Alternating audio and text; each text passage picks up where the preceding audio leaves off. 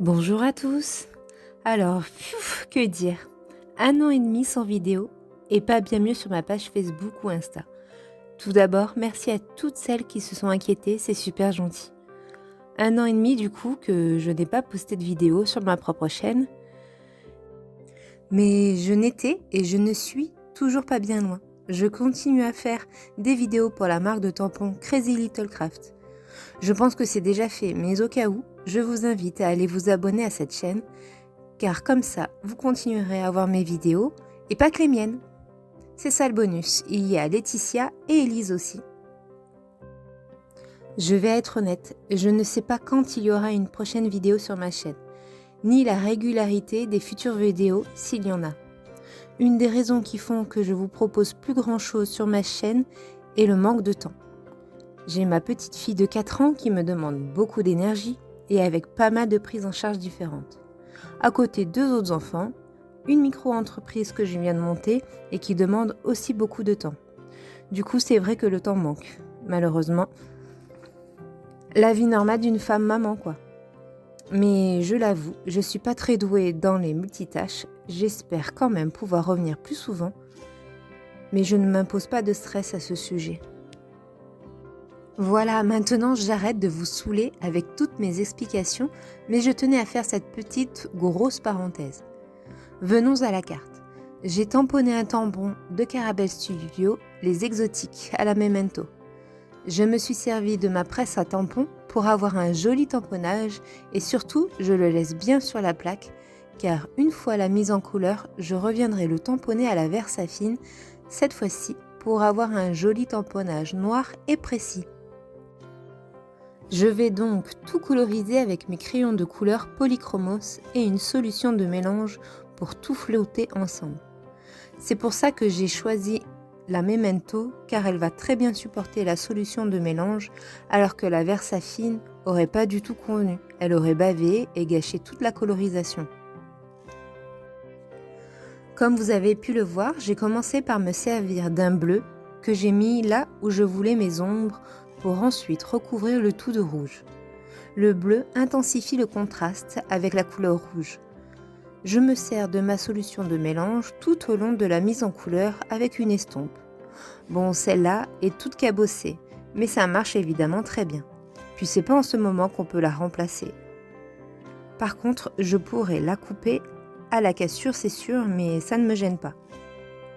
Je vous laisse avec la colorisation en accéléré, car j'ai bien pris mon temps et je doute que 1 heure de vidéo vous aurait intéressé, surtout pour voir la même chose.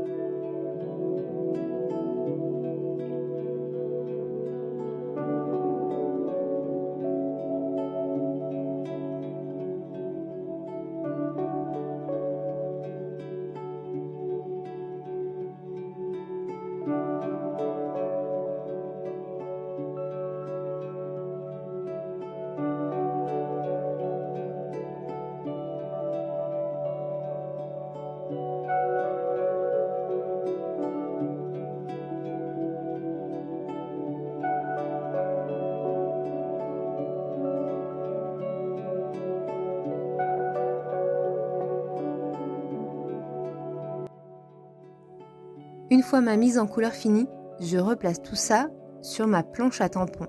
Et comme je n'ai pas du tout enlevé le tampon, je peux retamponner exactement au même endroit avec ma Versafine noire grâce à la presse à tampons. Retamponner à la Versafine met tout le tampon et la colorisation en valeur.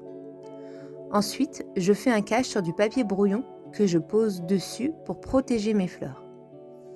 Je viens prendre les tampons de chez Crazy Little Craft qui, je trouve, s'accordent très bien avec le tampon principal.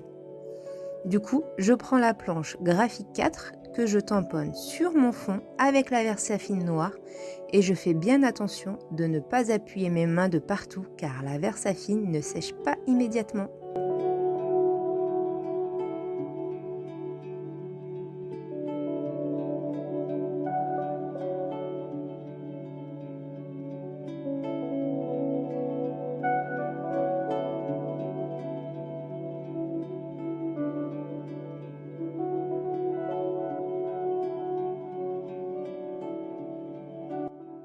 Après avoir maté ma carte sur du papier noir, je viens prendre la planche de tampon Retrouvailles, toujours de chez Crazy Little Craft. Je vais venir tamponner Retrouvailles magiques sur du papier noir, en embossage blanc que je vais venir découper puis coller en mousse 3D.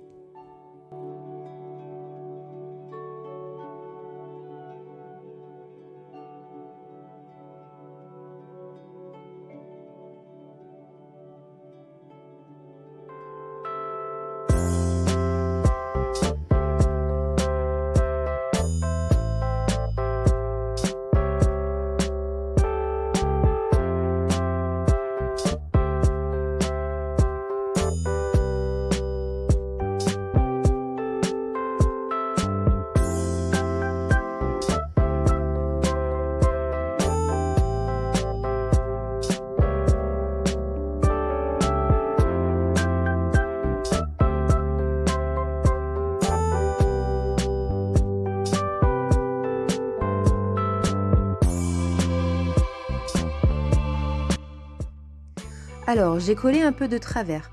J'ai voulu décoller, puis ça s'arrachait, donc tant pis, je laisse un peu de travers.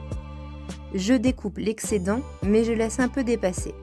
Un peu de paillettes sur les fleurs, mais bêtise, tête en l'air. Avec la Versafine, ça fait pas bon ménage du tout. Mais au final, ça va, c'est pas la grosse catastrophe.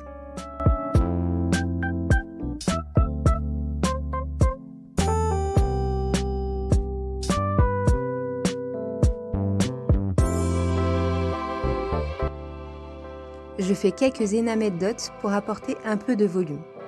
Bon, pour répondre à une question de Nini, j'ai essayé de filmer comment je faisais mes enamel dots. Pas facile de filmer ça correctement, désolé pour la nausée si ça bouge trop. Là, le nouveau noir est plutôt liquide, donc assez facile à travailler. Mais lorsque j'ai des nouveaux très épais, lorsque je veux finir ma goutte, je lève doucement, je tourne la pointe et d'un coup sec, je remonte pour tout détacher. En général, ça évite les pointes. Si jamais il y en a tout de même une pointe, j'essaye de l'aplatir doucement avec la pointe de mon cutter de précision. J'espère que mes explications sont plutôt claires. Et voilà, ma carte est finie. J'espère qu'elle vous aura plu. Je vous fais plein de bisous. Prenez bien soin de vous et de vos proches. Bisous!